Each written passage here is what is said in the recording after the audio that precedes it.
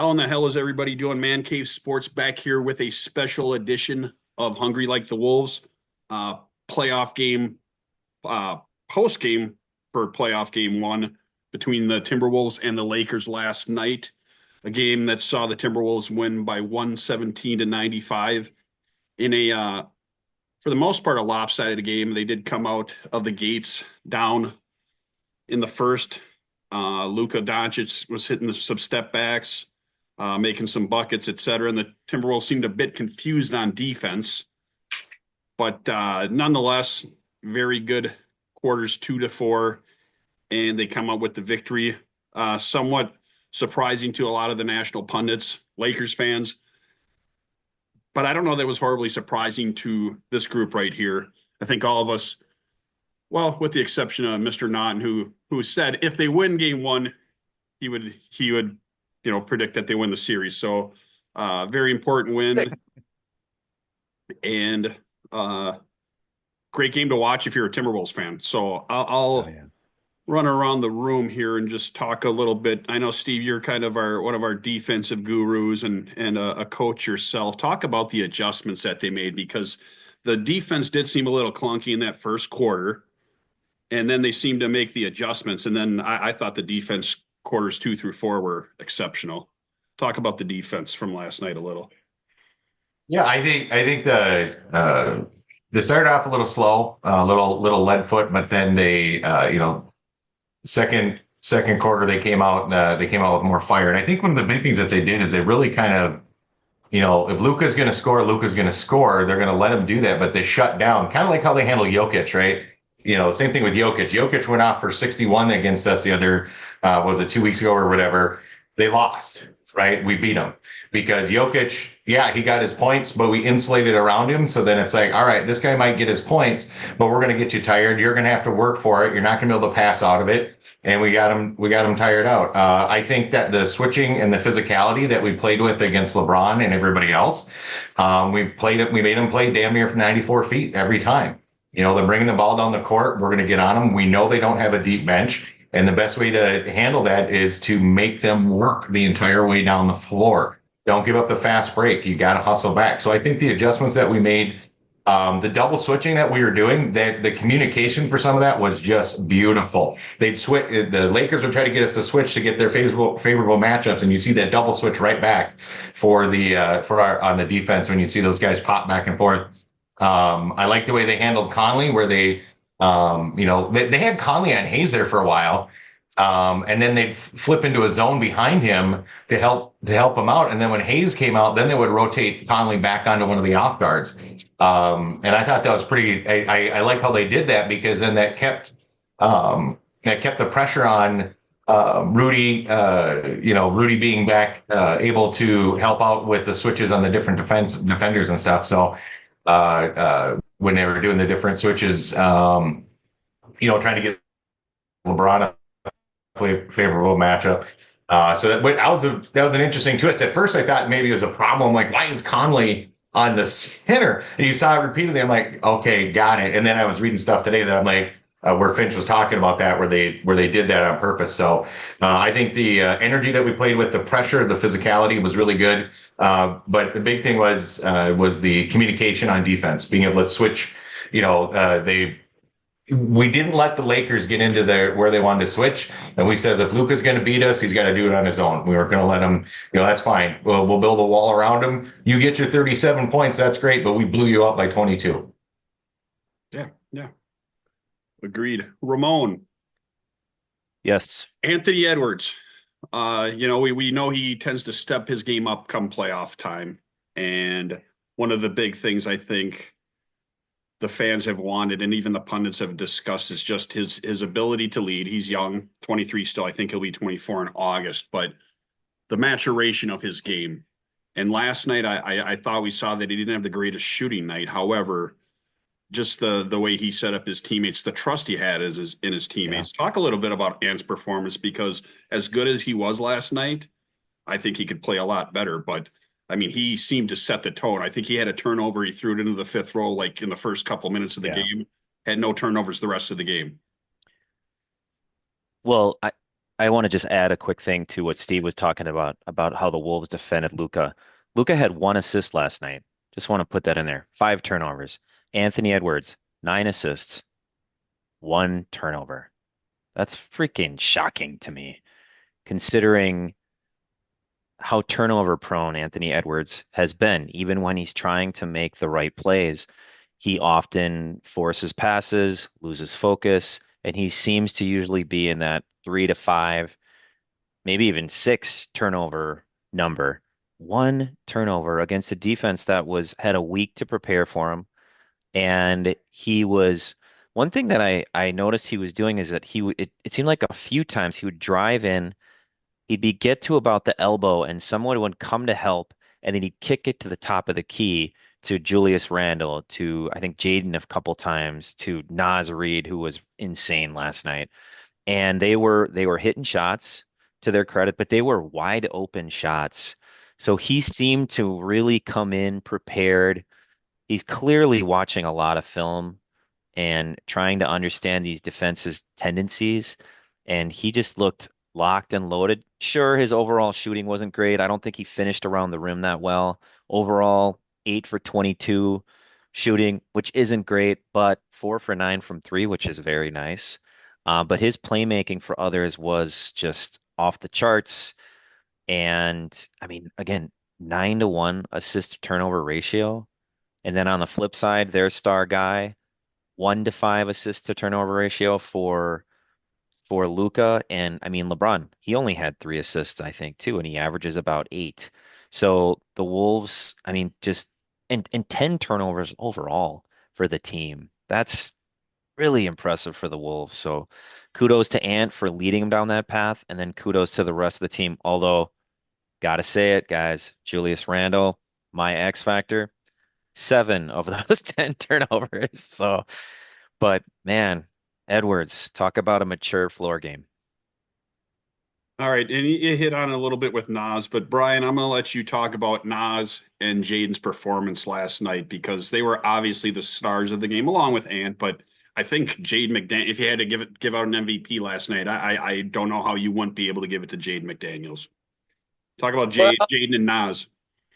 well, yeah, both of them. I mean, Nas was out of his skin and calm. That was the beautiful thing. Jaden had that calm expression the whole time, which let's be honest, he has it all the time. But I mean, I was kind of thinking they were going to do some different defensive things with Jaden. I thought that he might be covering LeBron a little bit more. And just as you said, Michael, I'm going to piggyback off of all three of you guys right here. As you said, the defense in quarters 2 through 4, just, I mean, outstanding. I mean, can we go to that high mark? Yeah, absolutely. And then piggybacking on my esteemed colleague Racer, he's sharp as a tack. Anthony Edwards kind of helped out Nas and Jaden last night. He understood what he needed to do in regards with Ant. He understood what he needed to do, and it wasn't popping 15 trays when they're not working. It wasn't being the guy, the ball hog. He became a facilitator, and that was amazing. I'm even contemplating giving the MVP to Ant just because of that. And as the turnover and assist ratio, I thought that we might go a little bit bigger, but that obviously didn't happen, which makes me back off of Mr. Steve. Mr. Steve keeps saying we and they, our switches and what we are doing, what they are doing. One guy that could be the MVP because how he called that game is my Finchy. And I'm going to give you a chance, Mr. Steve, to apologize in front of Man Cave Nation. You want me to apologize for coming out slow again in one of our biggest games of the season? All right. I'm not ready to apologize. I'm pumped and I am jazzed about game one. I love the energy. I love, Finch is getting fired up. He's getting technicals. I love that part. But you know what? We rode with it all the way to the Western Conference Finals. I'm not ready to get there yet. I've always said he's a good coach, not a great coach. I'm not there yet. Mike Nori in your pocket, man, instead of we or they. Sometimes you got to give the man his due. Michael. All right. So we talked about the good. Let's talk about the the not so good, which let's be honest, that's a performance like that, game one, underdogs, I think by 4.5, 5 points, 22-point win. Uh, I saw the pundits and the fans today talked about the Timberwolves aren't going to be able to sustain that 50% 3-point shooting. I believe they were 21 for 42. Jaden and Nas won't be able to sustain that. And we talked about it. He had a pretty good night, but we know he could provide a lot more offense or shoot the ball a little better, et cetera. But his decision making was great. But I'm going to go with four players that I thought didn't necessarily play bad, but could definitely play a little better. And I'm going to start with Nikhil, who was one of my probably my X factor. I said for this series, just because we saw Mike Conley struggle early in the game. He ended up playing a little bit better later in the game, but Nikhil and what he brings to the table is so important. And he was only one of, I believe, one of six from downtown. He was a positive 9, if I'm not mistaken. So, I mean, he definitely did have an impact, but I think Nikhil can play a little bit better. He'd be the first to say that, but um, I would expect him to come out and have a better game in game two. I'm going to pass along to Steve, another player that um, had a pretty nondescript game. Did have a nice block against LeBron, but talk about Rudy because everybody talked about he's going to get played off the floor, this and that. Obviously, this series and this matchup's going to be a little bit different than some of these other teams just because they don't have that center presence, et cetera. So I don't know that there's some adjustments that can be made, but the way Rudy had been playing the last 3 weeks for him to, not be much of a factor last night. Talk about Rudy and if there's any way that they can get him more involved, or this is just the hand they're dealt with the series and the opponent. Yeah, I think that the Lakers kind of made a concerted effort to take Rudy out of the game, right? They made a concerted effort that they were going to shut down Ant and they were going to shut down Rudy and live or die with everybody else. I don't think they anticipated Ant being able to distribute the ball as quickly and as efficiently as he was. Now, they definitely didn't anticipate our guys shooting threes because they weren't running them off the line, either because they didn't respect them or they were too tired because they don't have a deep enough bench. So I think part of it was just the way the game went. The Lakers wanted to take out Rudy. They knew that was an inefficiency for them because they don't have bigs, and they wanted to shut down Ant. So kudos to them. I guess they won that part of it, but they forgot that we have a deep bench and a bunch of guys who can shoot threes. So I think part of it was just the flow of the game. And I think part of it is, Finch, we'll give him credit here. Ready? So I think Finch recognized that they were going to try to expose and injure us by utilizing Rudy against us. And I think he did a good job. I mean, he had 24 minutes, right? He didn't have 30 minutes. He only had 24 minutes last night. So I think he did a good job of understanding the flow of the game and what was going on and what was working. When Naz Reid is shooting like he is, and Sticky Fingers will give him some due. He was being sticky fingers with his turnovers, but he was, being able to get physical with LeBron, right? So I think it's just one of those things that it's going to depend on the game, right? The Lakers are going to come out and adjust.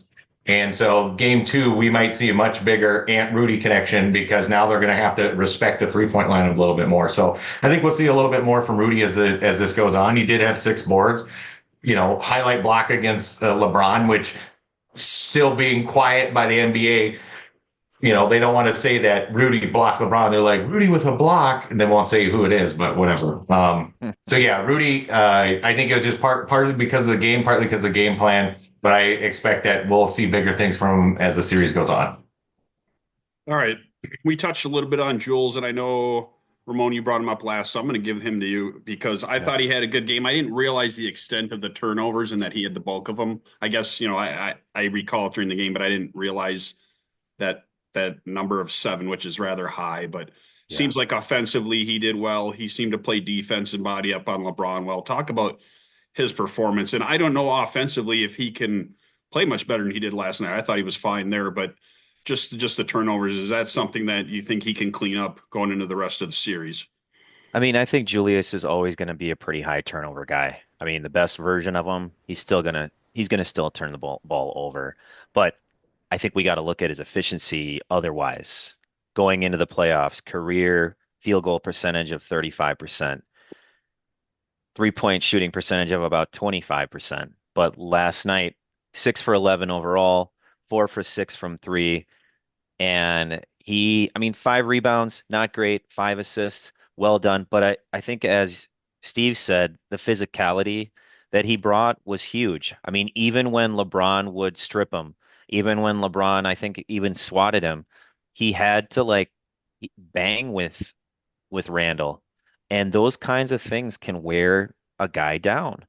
And Randall put LeBron down when LeBron took a shot, but LeBron definitely sold that offensive foul. He also put down Luka Doncic on like a kind of a breakaway, just took him out. And I mean, they weren't cheap plays, but that physicality sets the tone. And JJ Redick after the game, LeBron James after the game, they kept talking about how physical the Wolves were and how I disagree, but they were like, we just weren't ready for their physicality. They started out well. The Wolves were just better. So they were just a better team last night overall, and they might be better overall. We'll have to see how this series unfolds. But I did love the physicality that he brought. But I will say I don't really like how when he didn't get calls, and he got fouled a few times, and he kind of lost his focus for a moment. And I think the Wolves just have to accept that they're not going to get a good whistle. Be naughty. I hope you like where I'm going with this one. But Hey, tw let me put the can I tinfoil hat on. put mine on too?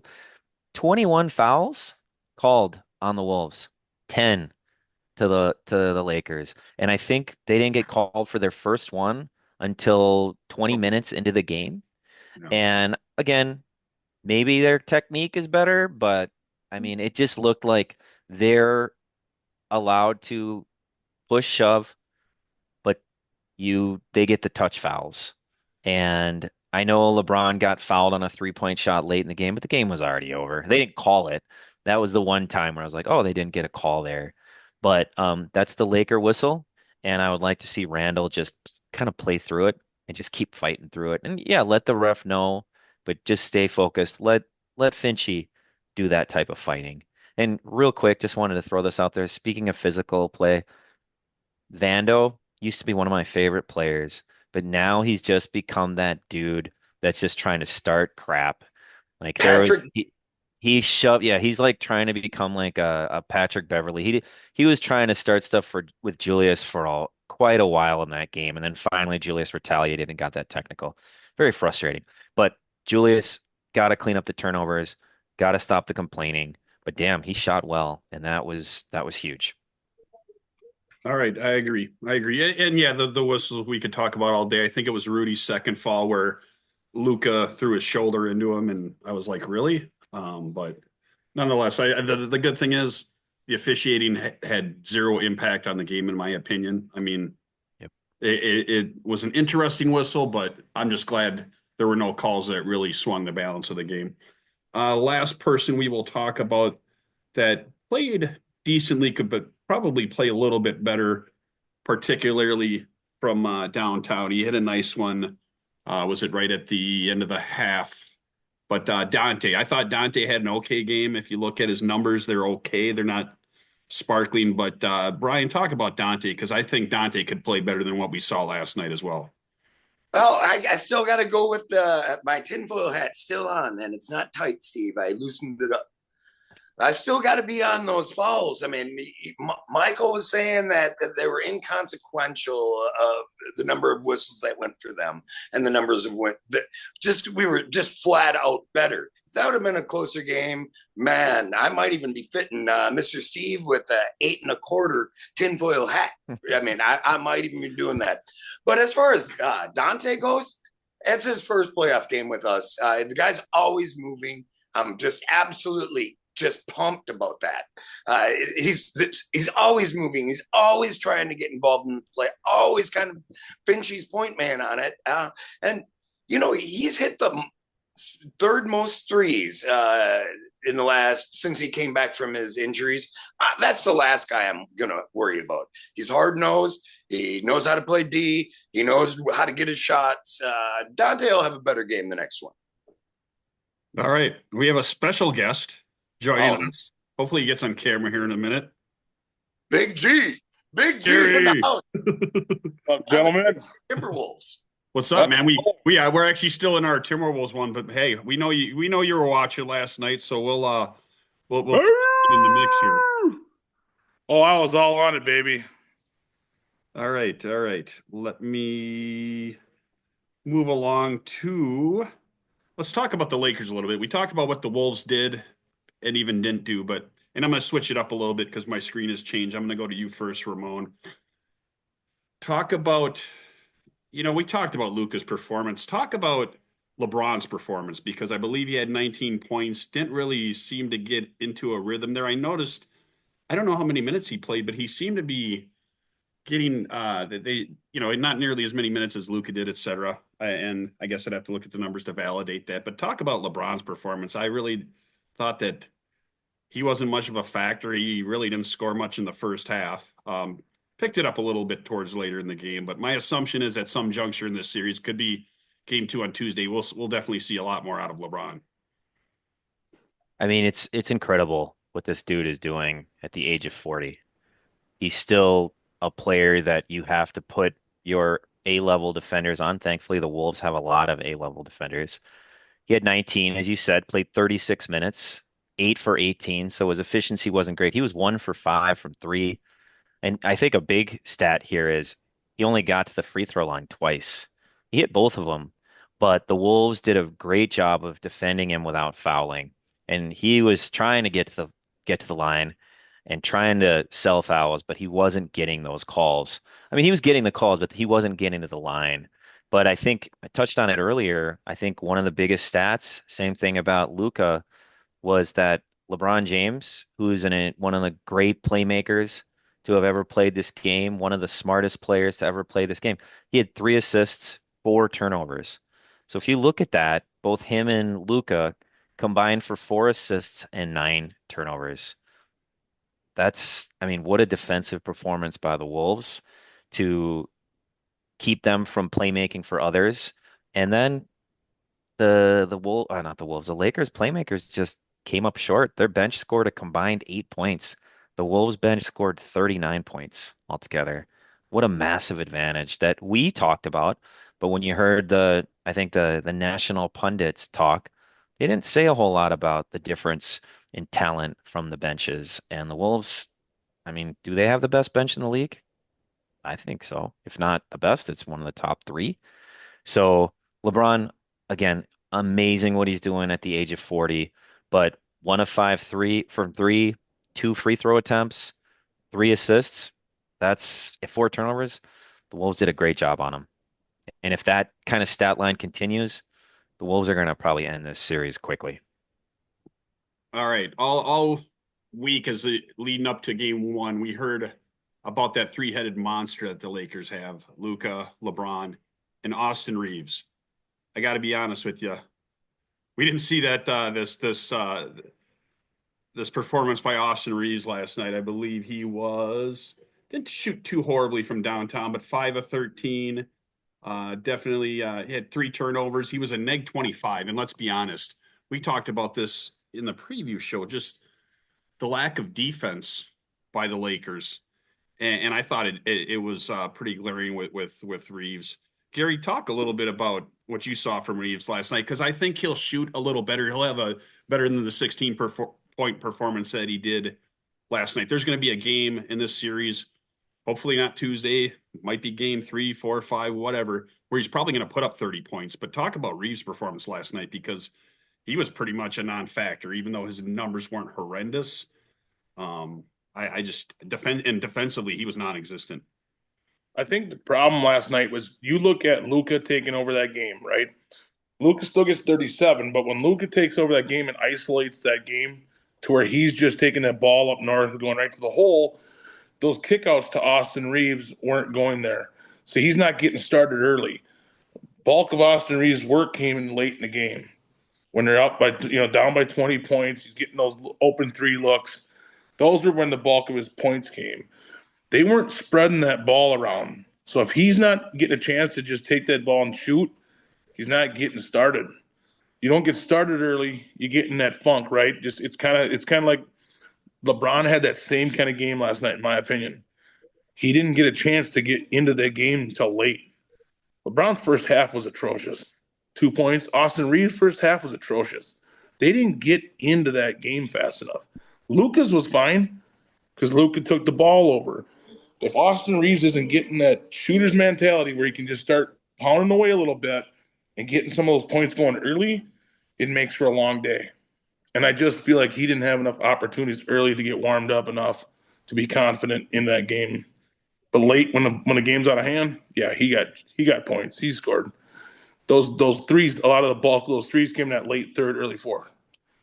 So I just feel like the Wolves did a great job taking the scheme out of their hands. They forced it to way the Wolves wanted to run and gun. And of course, their transition game was fantastic, but they killed them on that transition to those threes. 50%. I don't care who you are. You're hitting 50% from 3-pointers. It's gonna be a long night for the other team.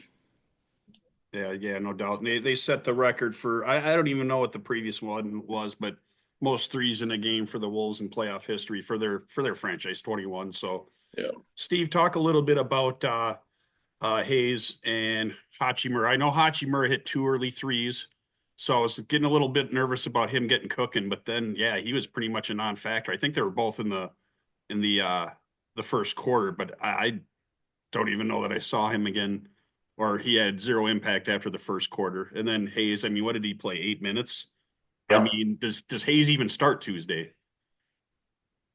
No, I don't. I don't. Hayes is ineffective. The way that you know that Finch game plan with Conley, and it really helped to insulate around Luka. Right, that was that plan. You just like you do Jokic. You build that wall around Luka. Let him get his 37. Let him get his 50. If we're scoring over 100, it doesn't matter, right? You shut everybody else down.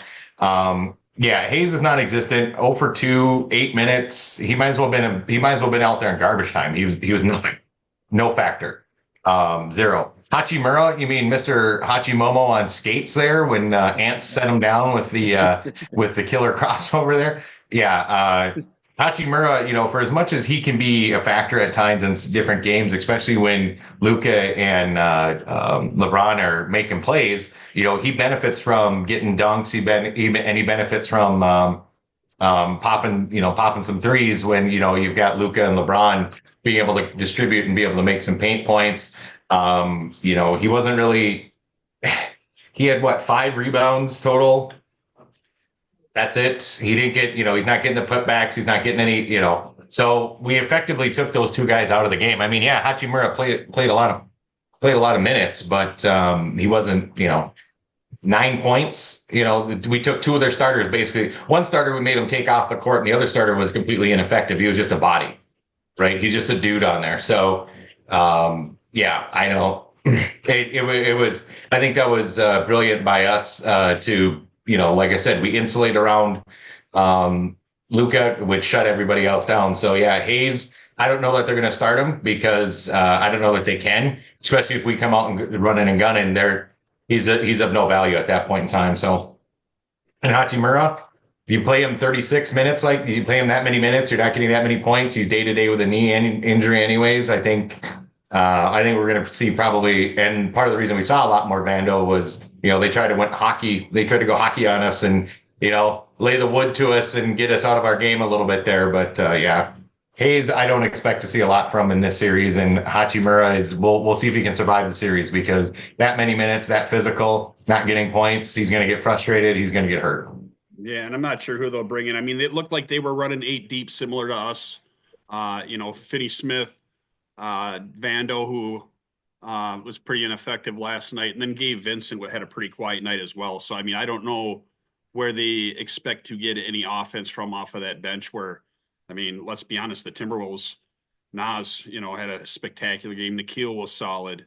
Dante had a decent game. I think he can play a little better, but I mean, when Ant's on the bench, I think we started to make you know what I mean? It's not like we're giving up points, et cetera. They're not going on runs when Ant's on the bench where if they have Luka and or LeBron in particular, on the bench, it seems like we're poised to start getting a little separation there.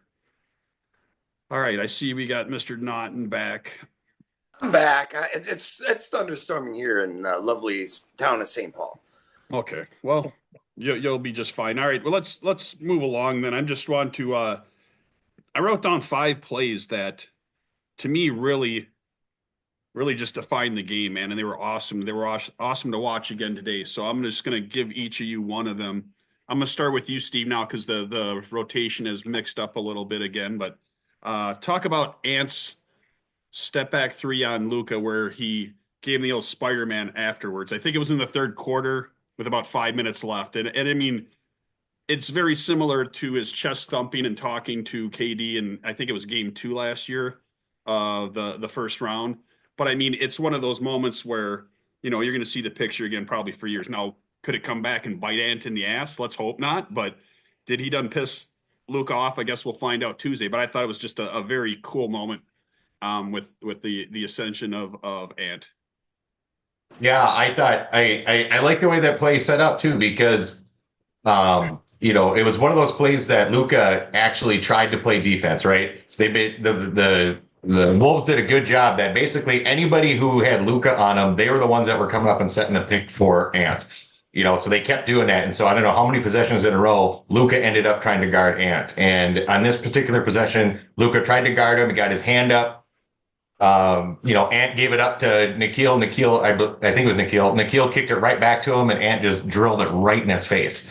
And Ant turns around with the Spider-Man on him, and Luka couldn't even do anything. Luka was gassed at that point, right? Luka couldn't say anything, couldn't do anything. What are you going to do? Luka's gassed, and that's the way you get.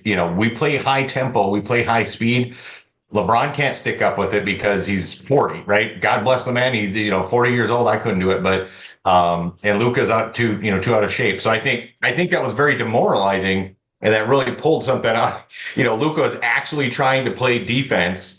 He beat him. Luka won the possession. Ant gives it up, gets it right back, and drills it right in his face. And Luka can't keep up. He doesn't have the stamina. He doesn't have the energy. And right then, I think it pulled something right out of the center of him. So that was something where Luka. I think the big thing with Luka hitting it over Gobert last year, I think that's all done. Nobody wants to see that. It doesn't matter anymore. Ant just Spider-Man's your face. Nice. Early in the game, and we touched on it a little bit, but this one's for you, Brian. Ant broke Rui Hachimura's legs, and and unfortunately, I think he went to dunk the ball, or he got fouled, but they rescinded the foul, so he never did get any points off of that. But I mean, if he could have completed the and one or the dunk, or it was like he like I said, they ended up overturning the foul call. But talk about Rui getting put on his ass, which was pretty entertaining. I mean, he was totally the one thing I will give Rui credit for. I mean, he looked ridiculous on that, but he just sat down and his legs twitched a little bit. He knew it happened to him. He didn't try to play it off. He just sat there, and unfortunately, that as you said, that couldn't have been finished. There was a foul call, but they did rescind it. But yeah, I got to give. I'm giving Rui. He took his medicine. I mean, and usually doesn't break ankles like that. That was like he took his time doing it that way, and it was great to see. And I just appreciate Rui just taking it like a man. Nice. Gary has one of our expert football members here and a former coach or even current. I'm not sure if you're going to coach this year, but talk about Randall and his tackle with Luka. I thought that was pretty interesting. I know it pissed a lot of Lakers fans off, and I don't think there was any malice there. They were just going for the ball, but it was kind of fun to see. I mean, it just some of the physical nature that we talked about that Jules is bringing it. And let's be honest. I mean, we talked about the Cat trade ad nauseum, but I think Julius has a little more physicality to his game than Cat did. So, and you saw some of that. So talk about the tackle with Luka. So that play, it comes as a breakout. Luka passed that ball off. Randall comes up, jumps up, and kind of just meets him in the middle there. And kind of Randall lands on top of him and kind of looks at him like, I didn't think you were going to go over that easy. It was almost like, I barely hit you, bro. Like, what's going on here? And then Luka's holding his leg and his thigh because he got supposedly a knee in his thigh, which was pretty bogus once you watched it back. But Julius Randle brings this. I think he brings just a little more area of toughness. he makes me quite nervous at times when he just is pretty reckless with his choice of threes. But I think the guy he's going to bring that heat and that extra layer to guarding Luka and taking some of those shots they're going to wear on that body, right? He's not afraid to go up against LeBron, hit that maybe a little tougher foul on these guys, right? Which is going to wear these guys down because they're not used to that. I mean, last night, 21 fouls for the Lakers, 6 called for the Wolves. Tells me that the Wolves are being pretty aggressive, which I love. Like, hey, you know you're going to wear these guys down that way. And Julius brings that toughness. He brings that piece that the Wolves maybe didn't have last year with Towns. I love Towns' athletic ability, but I like Julius's toughness. Like when he ran him over, dude, his shoe came off, but he just looked like, dude, I didn't get hurt at all. Like, what's going on here? So I love that piece. He's looking at him like, man, you're just a little wimp, and that was kind of a fun little piece there. But Julius is definitely it's gonna be fun to watch him play this series. Almost look like, when the defensive guys in football smash the quarterback and then they try to catch themselves. That's what it looked like. It looked like Randall was like trying to catch himself on the floor, like, oh, sorry, man. Like, because he went up and then he comes down, he's like trying to catch himself. That's what immediately I thought about that. I was like, man, he looks like a linebacker who just like, I didn't drive him into the ground. Yeah, it was funny. He almost started laughing, to be honest. Looking at Randall, he almost started laughing because he's like, dang, I didn't know I was going to blow him over so hard. And Luka just looked devastated, like, oh my God. I'm sure part of that's acting, but it was fun to watch. All right, thanks, Gary. Ramon, I know we talked a little bit about the pedestrian game that Rudy had. However, did have a key block on LeBron there. Talk a little bit about that one. Well, I think it's been touched on a little bit already, but a little bit of redemption for Rudy to years and years of the narrative that he gets played off the floor, that he can't guard out on the perimeter, that he's going to get cooked by Luca, he's going to get cooked by LeBron, and he got caught on that switch. LeBron tried to cross him up and go to his left, and Rudy sent it home, and alertly sent it to a player, one of his fellow players, which led to a fast break and I believe a corner three for Naz Reid. Huge play for everybody, and a bunch of guys got involved, energized the team. I'm guessing it energized Rudy while he didn't have a monster game, didn't play a ton as we've discussed, had 2 points, 6 boards, and that one massive block. I thought it was a huge game. Again, and he was a plus 14, but he didn't have a huge game, but I thought that was big. And, just a reminder to the Lakers that, you go to the rim, there's somebody waiting there for you. And I think Rudy had a quote recently in which he said, yeah, I'm going to get crossed up.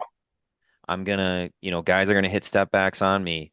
But if you look at 100 straight possessions, our defense is going to be strong. That's not verbatim, but he knows he's going to lose some of those battles, but he's never going to stop competing and making those guys work. And so that was a big play, and hopefully it can silence some of that talk that Rudy can't guard out on switches.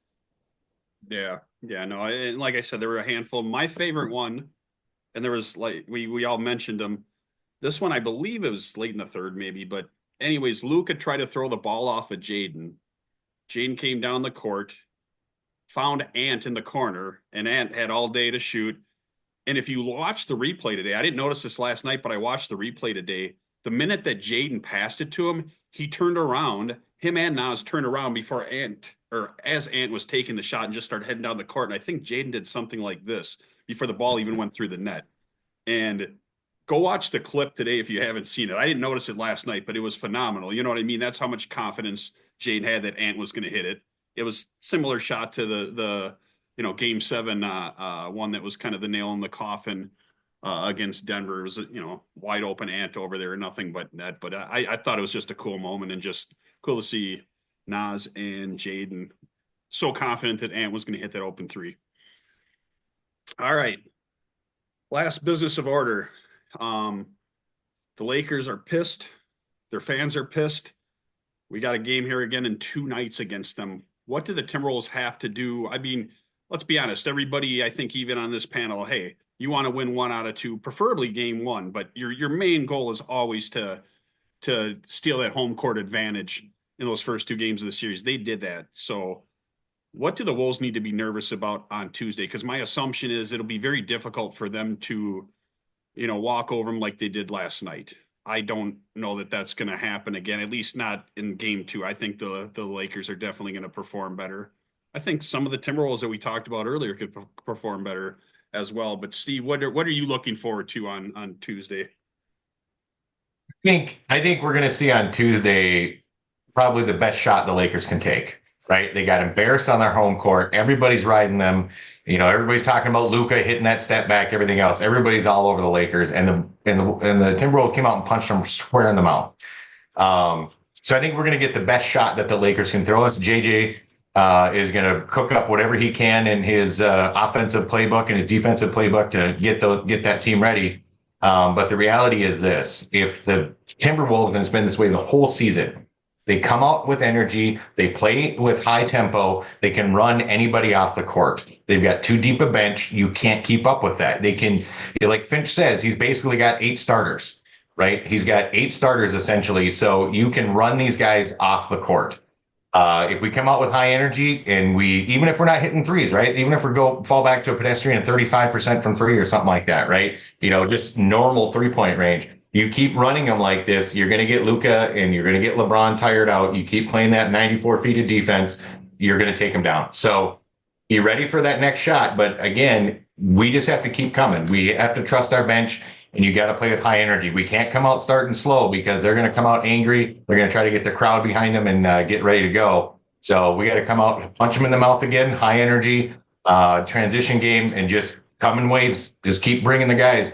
I don't care if you got to reach down and grab Dilly and have him take 2 fouls against Luka just to piss him off. Whatever you got to do, just keep running him off. Run him off the court. He's got too many donuts. He's got too many beers. LeBron's 40. Outside of that, nobody outside of Reeves, LeBron, or Luka got double figures.